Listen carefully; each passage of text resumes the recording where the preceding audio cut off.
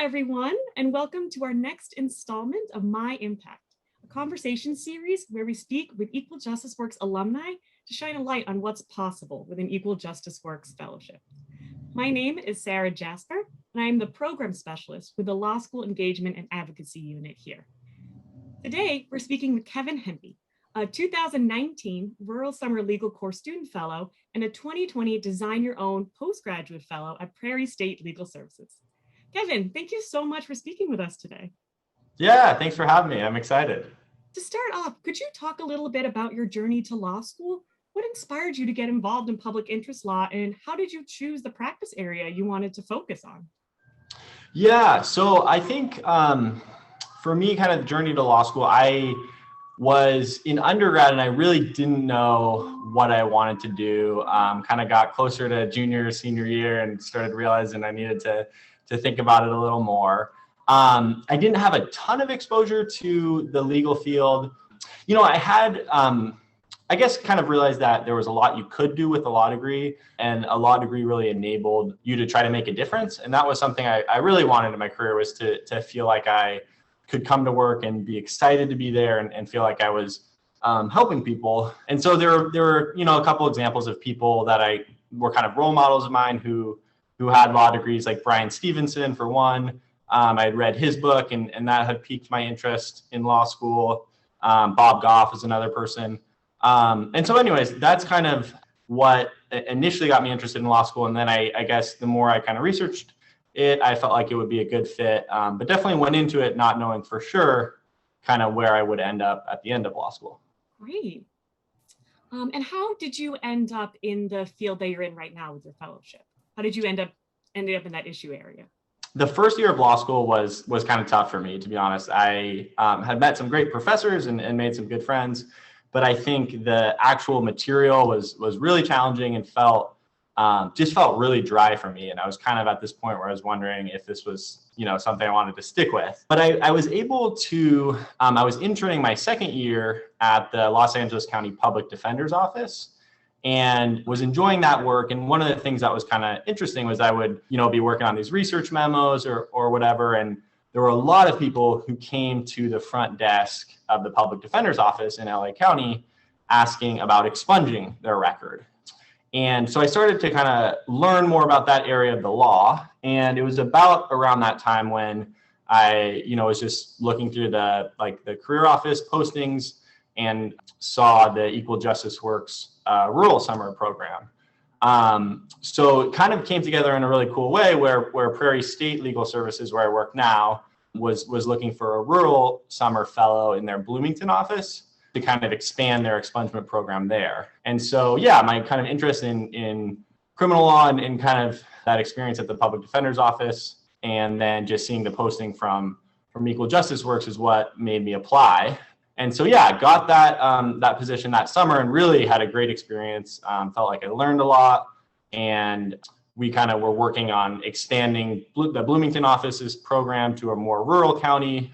So did a lot of outreach and those kinds of things. And then, yeah, kind of wanted to expand that to a more long-term fellowship. And that's how I ended up in the Rock Island office. Right when that kind of happens, you know, there's something that's of interest to you, and then you find this post, and then you're in this program, and now here you are. Thank you for sharing that. Yeah, talking about your experience as a Rural Summer Legal Course Student Fellow, what specifically were you working on, and how did that help you prepare for your postgraduate fellowship, or are there elements of that project that kind of carried over into what you're doing right now?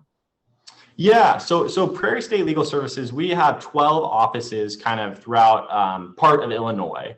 And so I was, for the rural program, I was in our Bloomington office, and they had already started an expungement program in kind of their primary, more populous county that they were serving, but they were looking to expand it to a smaller county in Illinois. So my project for the summer was basically I worked 3 days a week in this more rural county, and was just to take meetings and try to generate clients there for the expungement program. And so that's what I did that summer, and kind of gave me a chance to learn a little more about the expungement law in Illinois and the impacts that, or I guess the positive impact that expungement can have for clients. And then basically I just I was working in the office one day and got a call from a client who was interested in expunging a record in Rock Island County, which is where I work now. And so I kind of went to my supervisor and said, what should we do? And my supervisor said, well, I don't think we can help him because the Rock Island office right now doesn't, have the resources to do an expungement program. And so that's where I kind of got the idea to potentially do a, design fellowship through Equal Justice Works and really start an expungement program out of Prairie State's Rock Island office. So there's a lot of crossover, really basically doing the same kind of work, just in a different location. Fantastic. And that's what's really great about being doing an Equal Justice Works Fellowship is you really can help build that capacity at organizations. Would you be able to talk a little bit about what you're doing now? What have you been doing to help build up this expungement program?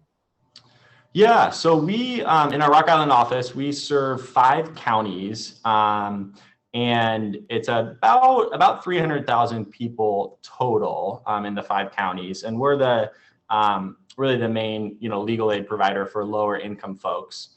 And so my role was to come in and try to basically build up this expungement program. And so what I kind of was first working on in the first few months of the fellowship was a lot of outreach. So trying to connect with different social service agencies, different governmental organizations, different nonprofits, and kind of share what we were working on at Prairie State. And I found that I really enjoy that part of the job just because it's great to be able to kind of share what we're doing and then hear what these other organizations are up to and kind of learn about their work as well. So that was what I was doing, or what I was really focused on the first few months. And at first it took a while to kind of build up and to get some clients. But thankfully now we do have a lot of clients that come through referrals from those organizations, and then some advertising that we've done in kind of local media. And so right now I'm just mainly more focused on kind of those cases. So, consulting with clients, looking at their criminal records and seeing what is eligible to expunge or seal is the other way you can clear your record in Illinois. And yeah, I've just realized that there really is a big need. A lot of people are interested, and kind of seen how difficult life can be with these old records.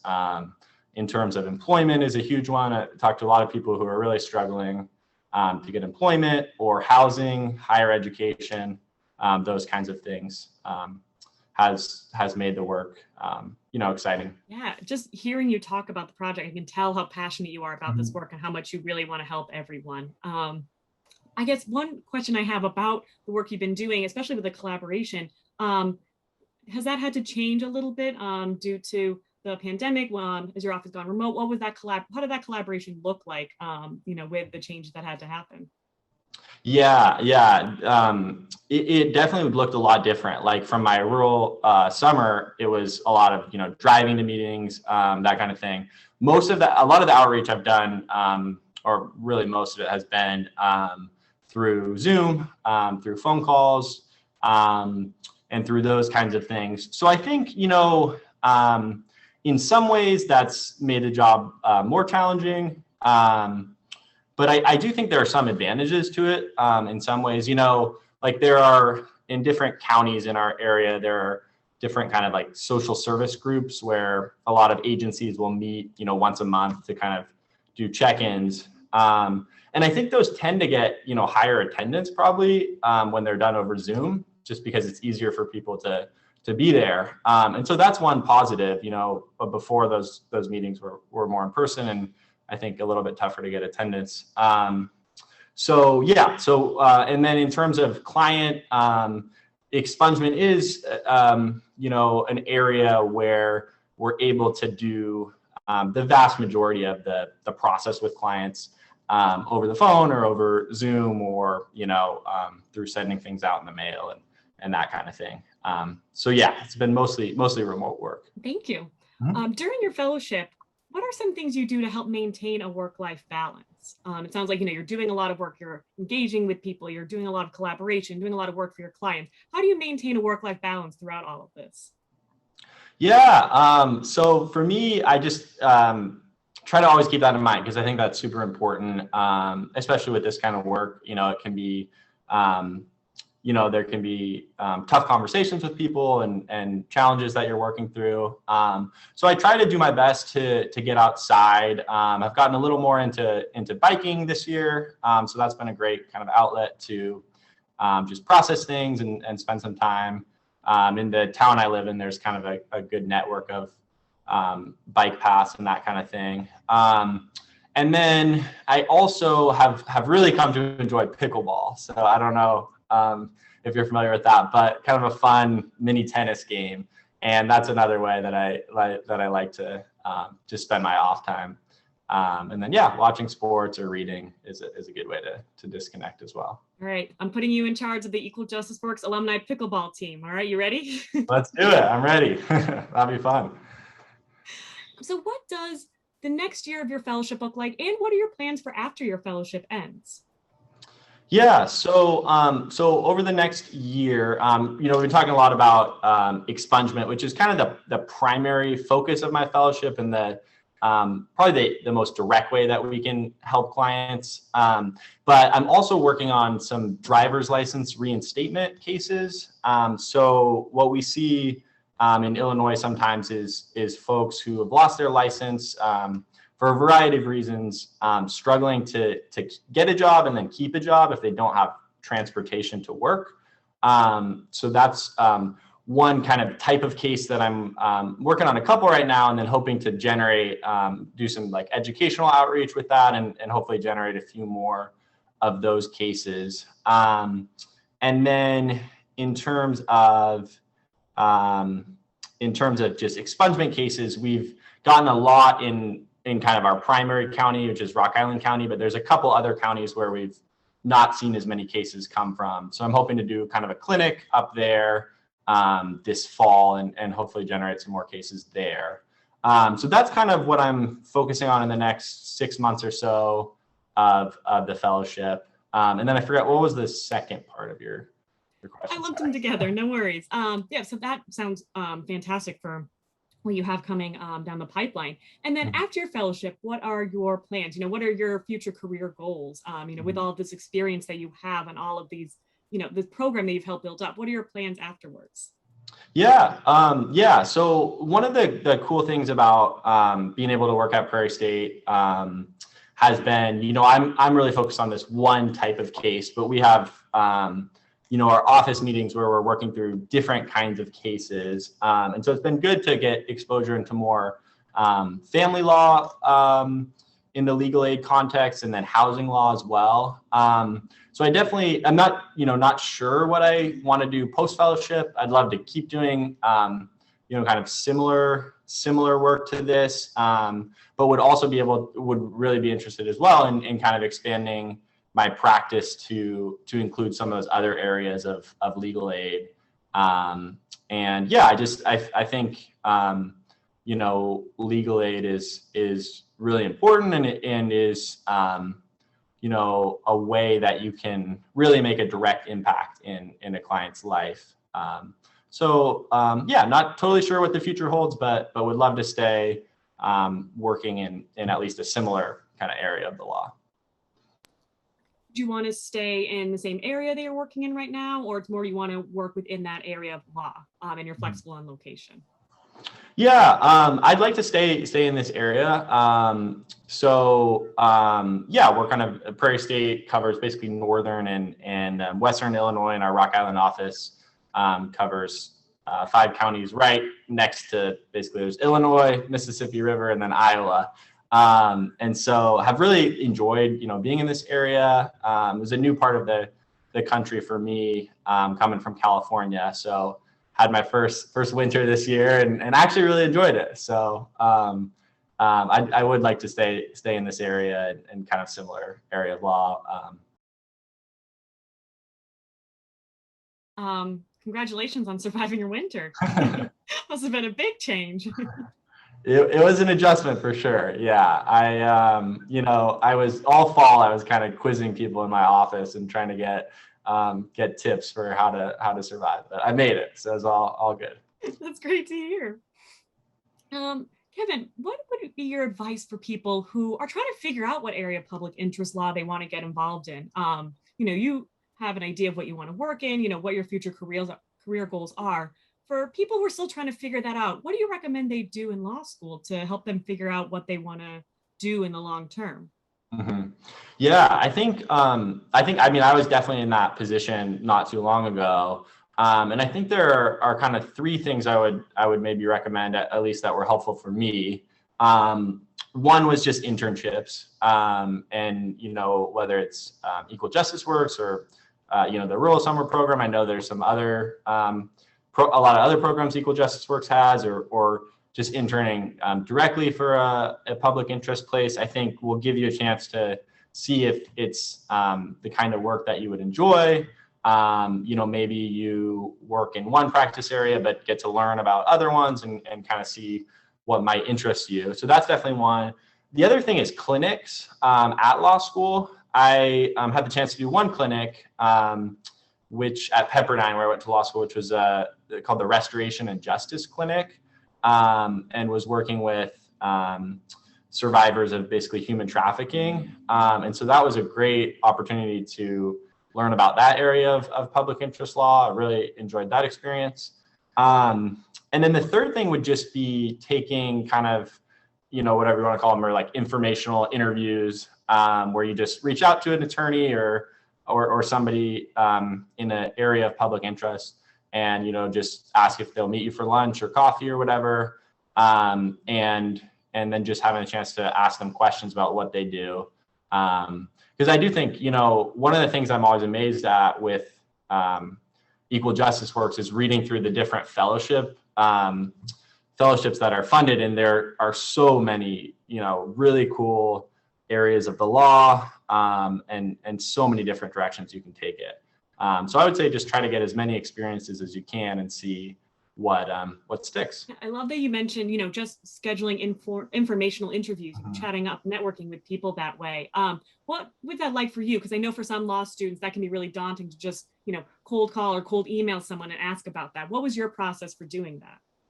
Yeah, it is kind of intimidating, I think, at first. But I would say one tip maybe would be connecting with somebody in your career, like we call it the career development office, I think, or whatever it's called at your school, and asking if they have any ideas or if they can make a connection for you or set you up with someone. I did a couple informational interviews where I was basically my career counselor recommended meeting with that person. And that was helpful, definitely. And then, I think just from the other side of it, I don't have a lot of legal experience at this point, only like 6 or 7 months.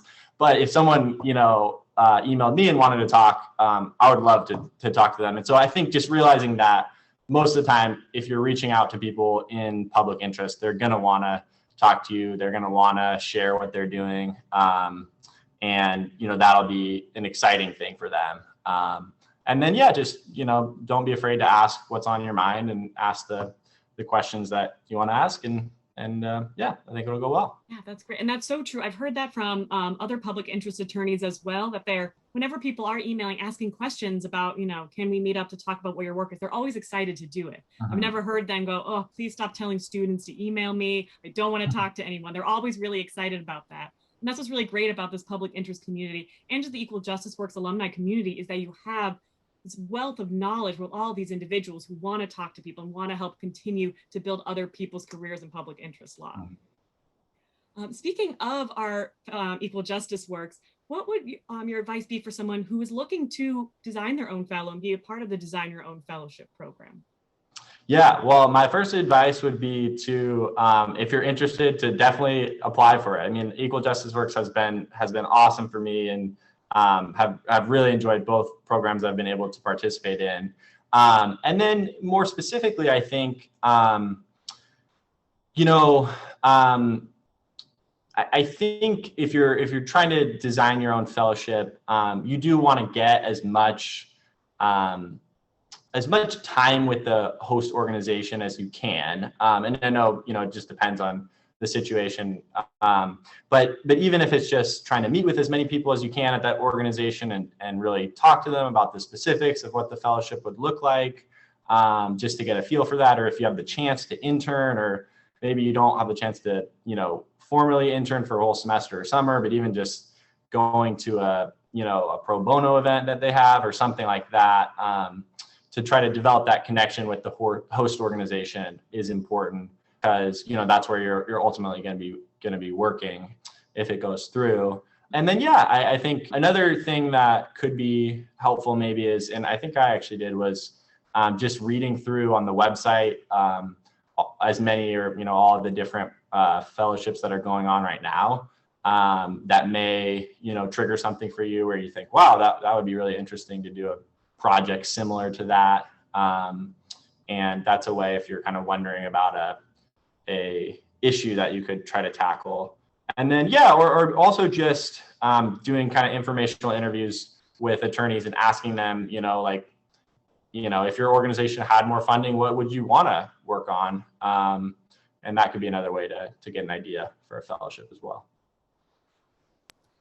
I love posing that question. If you had extra money, if you had this dedicated individual who's going to help build capacity organization, what would you have them do? I love asking that question, because that does really help the organization also, think about what they need, and that way your project aligns with what the organization is looking for as well. Thank you for sharing all of that. Yeah. That was really helpful advice. Sure. Mm-hmm. Well, Kevin, I want to thank you for speaking with us today and sharing your experience, both as an Equal Justice Works Rural Summer Legal Course Student Fellow and as a current Equal Justice Works Design Your Own Fellow. It's been fantastic. It's always great getting to hear about what you're doing. It's just really inspiring, and really do appreciate you taking the time to talk to us today, and looking forward to all of the work you're going to do through the rest of your project and afterwards. Yeah, thank you so much for having me. It's great to talk with you.